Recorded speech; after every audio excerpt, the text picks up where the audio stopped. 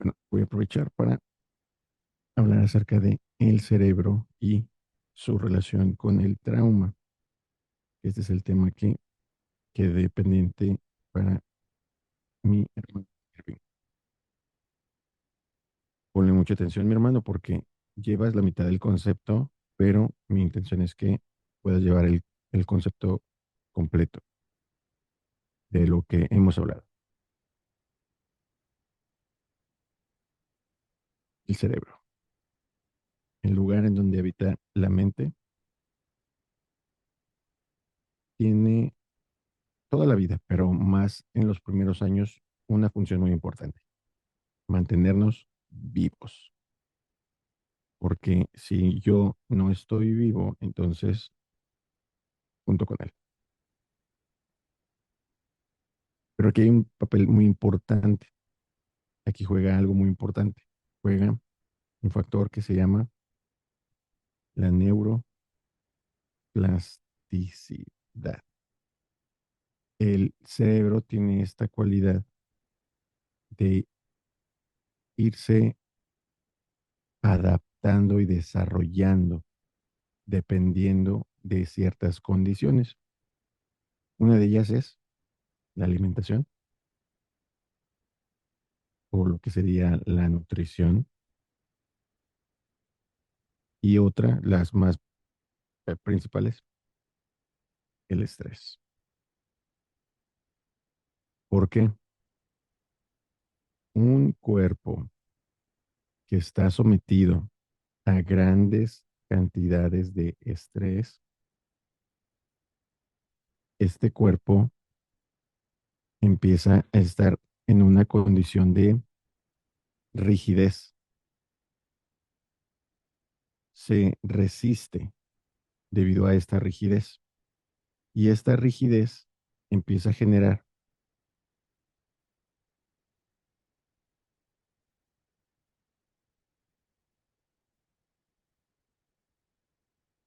resistencia. Esta resistencia consume la energía del cuerpo. Vamos a ponerlo en un aspecto muy físico. Imagínate que pues es bioelectricidad, entonces literalmente al estar el cuerpo en estrés actúa este como una resistencia,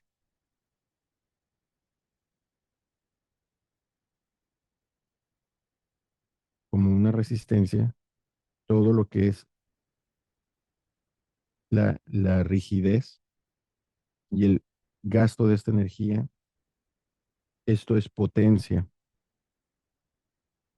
esto es potencia que en el cuerpo físico esto es calor, pero en nosotros es desgaste.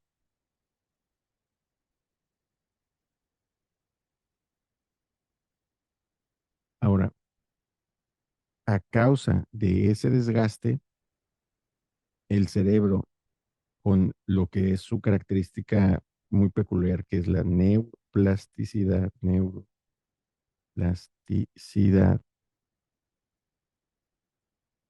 el cerebro no se desarrolla correctamente, porque haz de cuenta que esa energía perdida debe de afectar alguna parte.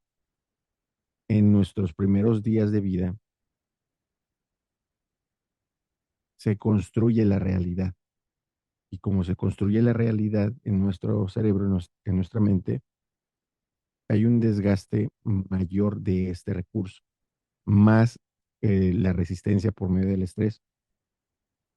El cerebro no va recibiendo de manera correcta los nutrientes y por lo tanto no llega a desarrollarse de manera completa, de manera eh, sana. Por lo tanto, ese faltante en el cerebro es obvio que tiene una repercusión en lo que viene siendo el grado cognitivo de nuestra mente, o sea, lo que va a ser el desarrollo de nuestro pensamiento. Por lo tanto, un niño que no desarrolla bien el cerebro es un niño que no desarrolla bien sus pensamientos. Con esto viene otro factor que es el ecosistema. Si el niño se desarrolló en, como en el 99% de los casos, en una familia disfuncional, el niño, por ende, vivió una irresponsabilidad de sus primeros cuidadores. Y no voy a entrar al respecto de esto porque eso también lo vemos a detalle. Digan, pueden ser papá, mamá, los abuelos, quienes se hicieron responsables de ti. Si estos adultos negligentes no cubrieron las necesidades de este niño, el niño, como viene en inocencia, el niño asume la responsabilidad de estos adultos, lo cual no debería de ser. Esto no debería de ser, pero el niño en inocencia decide cubrir las necesidades, quizá de su madre golpeada, de su padre el alcohólico que siempre está todo triste. Entonces, el niño empieza a desarrollar una respuesta a este ecosistema. Esto ya literalmente es un trauma. Trauma viene de la palabra griega que significa herida. Esta es una herida mental. Ahora, el que sea una herida mental no necesariamente implica actos de violencia. Como vimos ahorita, puede ser por negligencia, pero recuerda que a la mente la motivan las emociones. Por lo tanto, se trata más de cómo me sentí, a qué fue lo que viví, cómo reaccioné a esa situación en la que me vi involucrado. Ya en este momento tenemos un trauma. Si el individuo sigue sufriendo las mismas condiciones, obviamente su sistema entrará en un estado de defensa o agresividad. Agresividad. Esto no es más que un mecanismo de defensa para protegerse.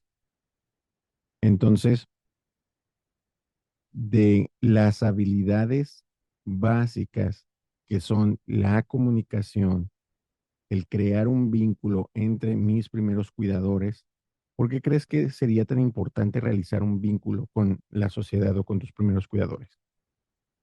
Porque por el instinto de conservación hay más posibilidades de sobrevivir si yo empiezo a hacer alianzas con mi entorno, a que si no las hago. Pero en cuanto empiezo a tener esta respuesta, empiezo a tener este mecanismo de defensa, entonces se activa el programa que invierte, no me acuerdo cuál es el símbolo de, bueno, que invierte la polaridad del pensamiento. Por lo tanto, ahora las relaciones interpersonales que eran para brindarme amor en el mundo ideal, ahora estas me brindan tristeza o dolor, coraje. Entonces ahora empiezo a desarrollar, en lugar de desarrollar mis habilidades interpersonales para desarrollarme con mi entorno, genero un rechazo, porque ¿de qué me sirve esto que me va a hacer daño? Ahí empieza entonces la supresión de las cosas. Empiezo a suprimir recuerdos porque no me, ¿de qué me sirve si lo recuerdo? No, no, no, me puede lastimar. Entonces, pum, lo elimino. Pero ¿qué es mi cumpleaños? Pum, lo elimino. Es mi infancia, pum, que son 5 años de, pum. mis padres, la manera en que me relaciono. Entonces, el cerebro, no físicamente, mentalmente, se empieza a llenar de huecos. Y estos huecos hay que llenarlos de una u otra manera. Aquí es en donde entran las adicciones, los malos hábitos, las malas conductas, la codependencia. Entonces, como te das cuenta, el cerebro empieza a actuar en contra de sí mismo y de la programación natural. Y esto ya es un trauma complejo o un trauma integral.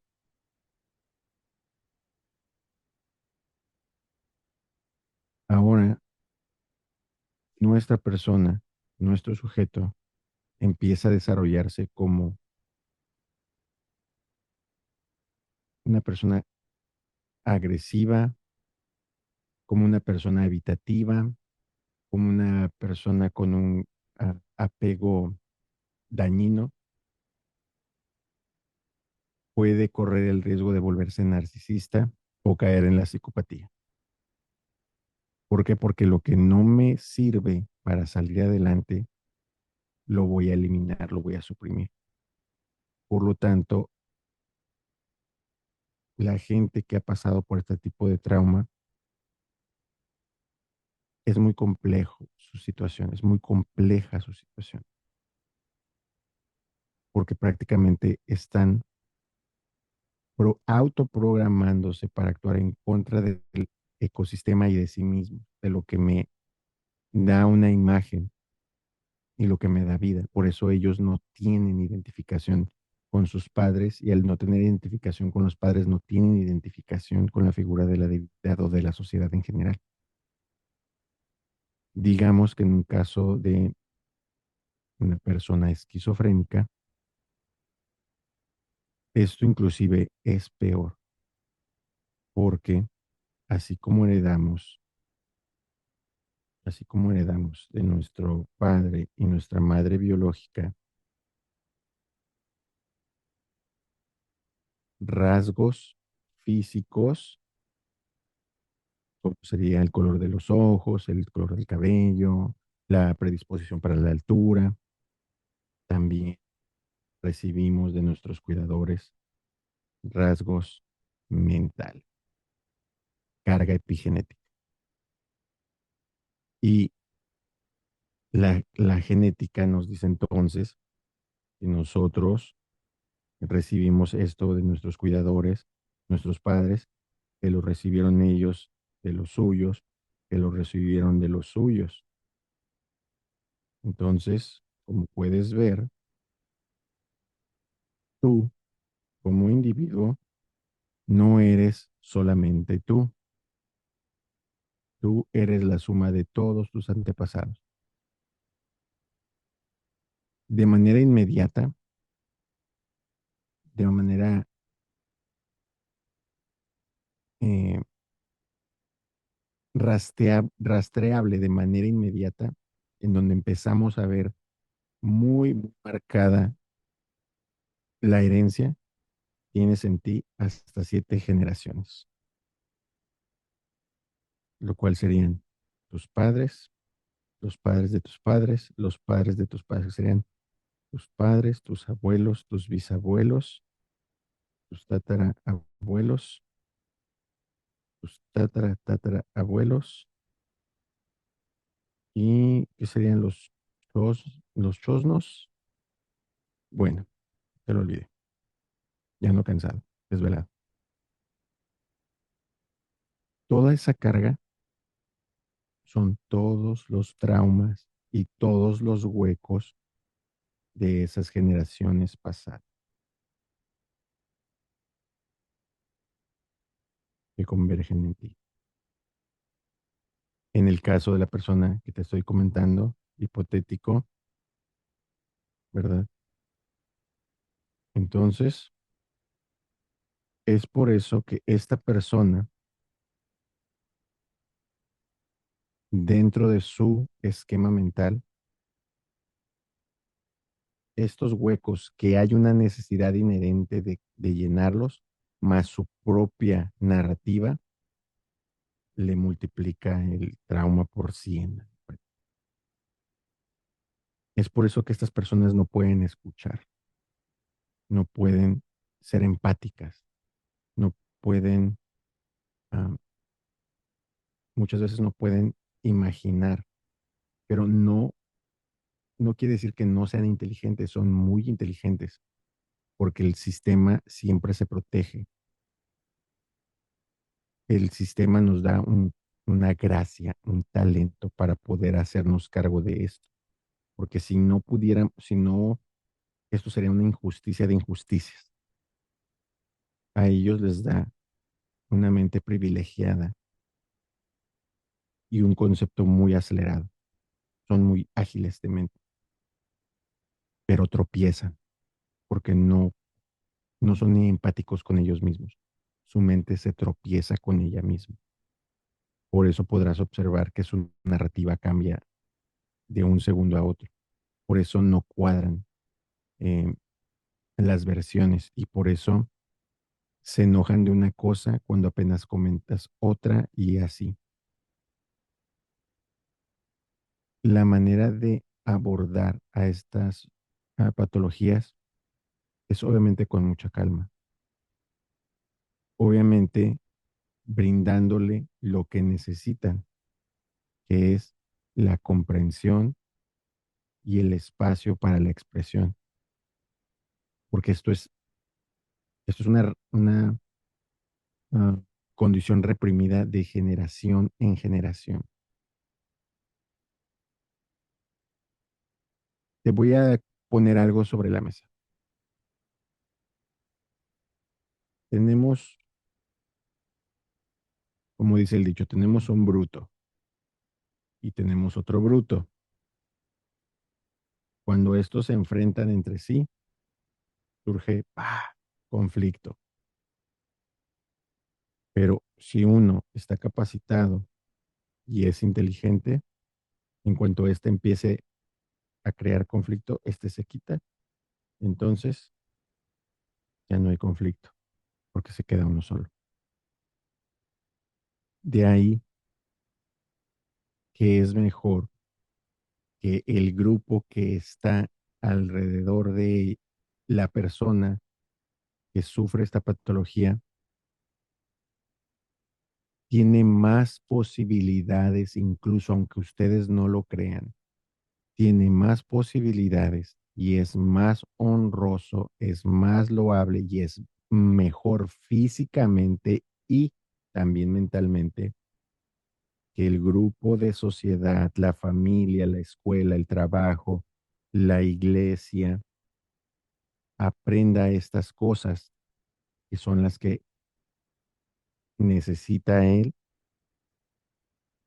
él que no piensa, que no tiene desarrollada la corteza, que no tiene más que huecos en la mente, pueda entender en su narrativa.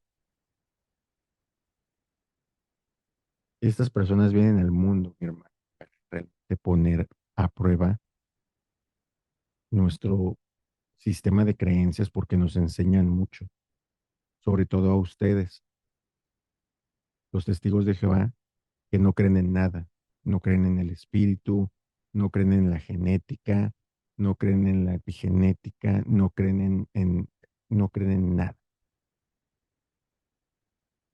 Y precisamente se da mucho esquizofrénico en tercera generación o cuarta generación de testigos de Jehová. 1 de cada 10 en la familia. Después de la tercera generación, 10 nacimientos, uno de ellos va a ser esquizofrénico. Y esto es um, exponencial.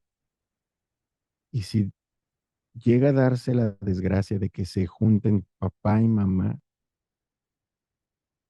es una tragedia, porque entre personas que uno es esquizofrénico, anda el promedio entre 17 20 más o menos, 17 20 de posibilidad.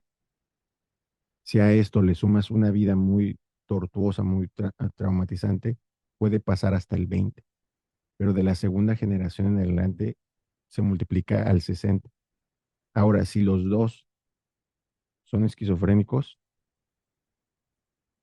o sea, ni siquiera podemos eh, maquillar esta cuestión. O sea, se va a dar porque se va a dar. Y el esquizofrénico viene a callar, perdón, viene a hablar todo eso que se cayó durante estas generaciones, lo que llamamos el conflicto familiar o el secreto o la lealtad oculta. ¿Por qué lealtad? Porque un secreto a voces todos nos callamos quizá algún, eh,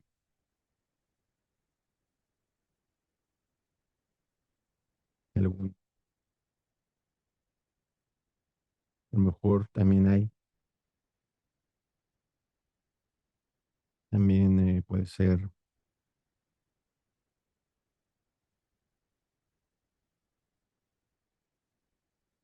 todo esto pensamos que ya, me libré, no se supo. Pero la misma escritura nos dice que serán gritadas desde las azoteas estas cosas ocultas. Y yo sé que me puedes decir, es que lo estás sacando de contexto, pero lo dice.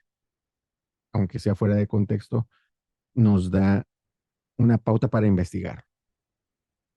Yo por eso no lo puedo dar como una certeza, pero a mi experiencia, a lo que yo ejerzo y a cómo se dan las cosas, así como te lo he contado. Entonces, puedo entender a una congregación que dice, este no es lugar. Pero en este caso,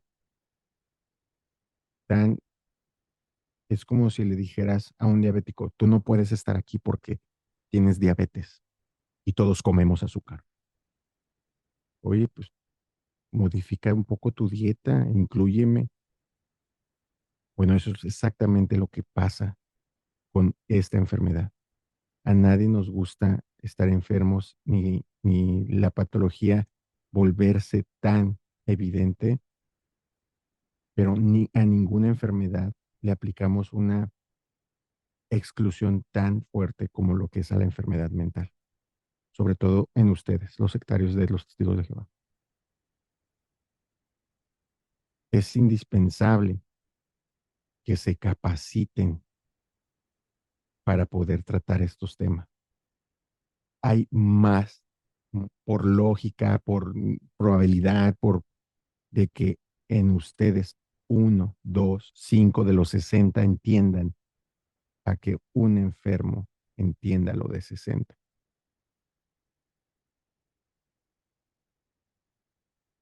Así que esto es por encimita nada más y no sé si quedará claro o no quedará claro, pero esto te lleva muchísimo tiempo analizarlo, estudiarlo y ni se diga el aceptarlo. Pídele mucho a Dios que te hable de entendimiento y te permita exponerlo a la congregación para ver si así pueden cambiar un poco su manera de pensar, que necesitan hacerlo bastante.